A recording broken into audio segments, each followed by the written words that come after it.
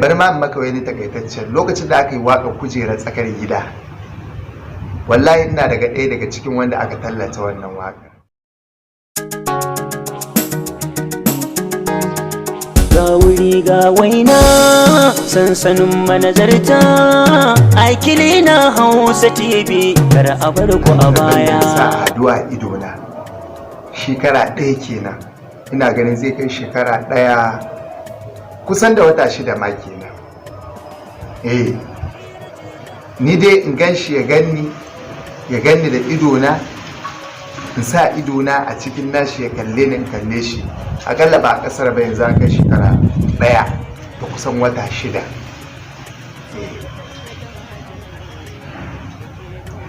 To ni wani abu ne ke bani mamaki da maganganun mutane na duniya game da tsakanina da Ado. To shi Ado ma'amalar gidan fim ne ta haɗa da shi, ita ta haɗa da shi har tun da lokacin da muka yin fina-finanmu muke fitowa a rodin Daudu da sauransu, muka dinga dai taka rawa gani abin da ya daga 2012 zuwa 2015. to ana nan har Allah ya sa ya zo ya kama waka. To wakan ne yana yi yau da gobe, yana yi yau da gobe kamar da wasa. Shikenan kuma Allah sai zo ya ɗaukaka abin sai ya dashi. Dama kuma hakan ake so, kuma muna da abin, kuma muna farin ciki da abin.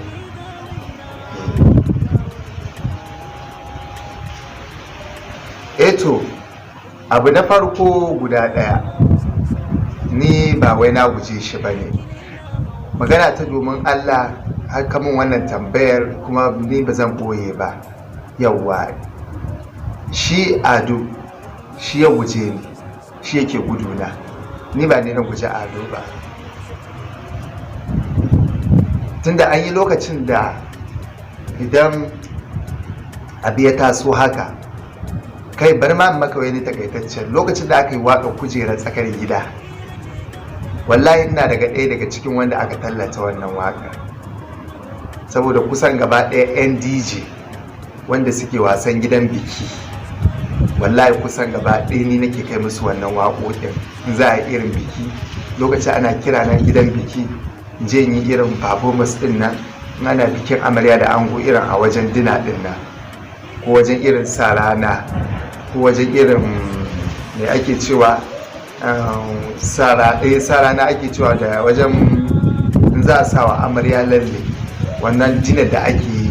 Na rantse da Allah ina ɗaya daga cikin waɗanda suka tallafa Ado ya zama wani.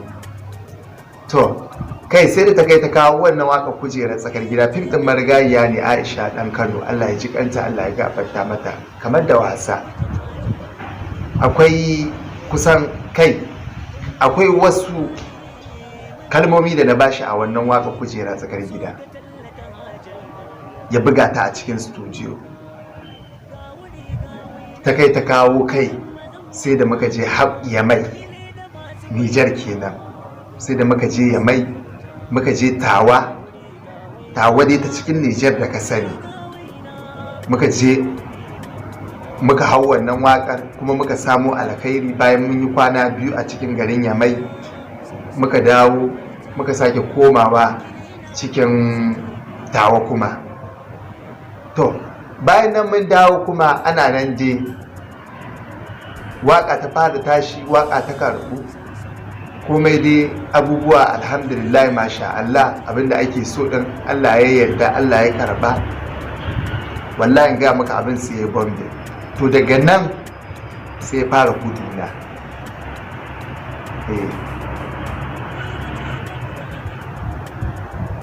Ina da tabbaci, ai ni ba yaro bane dan karami, ko ba haka bane.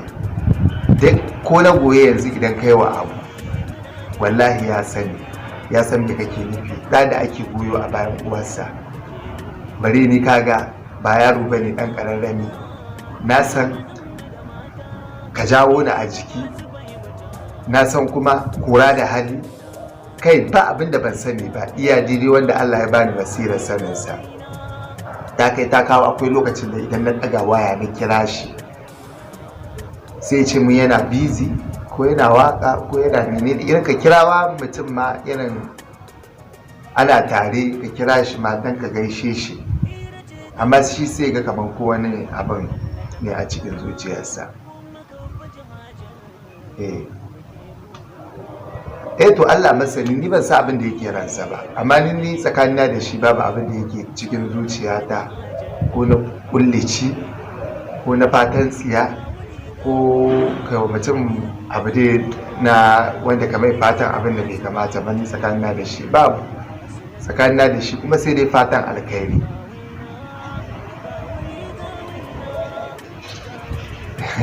To wannan kuma ai shi komai da ka gani, ita kyauta da kake gani ai komai rabo ne, da abin da Allah ya tsaga ya ce rabanka ne, kai mutum ko bai niyyar baka ba sai ya baka. Magana da ake cewa a Ado Gwanja wai baya taimaka mun, baya mun menene, yayi kaza kaza kaza, wannan ai na san komai rabo ne daga inda layi. Kuma menene yanda ya zama ai ni na ma kowa farin ciki a duniya, yanda Ado Gwanja ya zama ya ɗaukaka, ya zama popular. Ado Gwanja ya zama babban mawaki, yau ta kai ta kawo Ado Gwanja har da America. Ka kuwa ina ɗaya daga cikin wa'anda zan nuna farin ciki na fiye da kowa.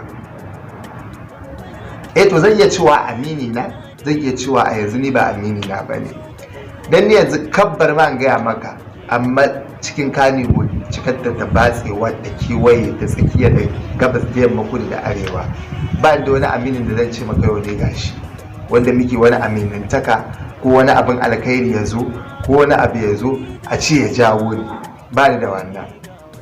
Kyamara ita ce aminiyata, kyamara ita ce abokiyata, kyamara ita ce abokiyar shawarata, yawwa ita ce aminiya na a Kannywood, yawwa.